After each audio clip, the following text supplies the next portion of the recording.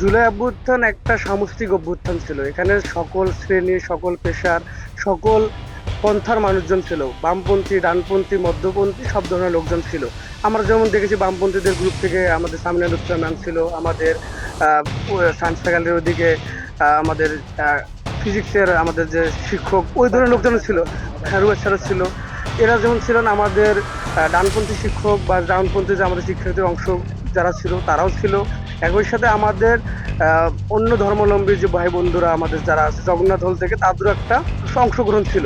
সবাইকে মিলে আমরা এই আন্দোলনটা করেছি এবং এটা সফলের দিকে আমরা চাইতে পারছি।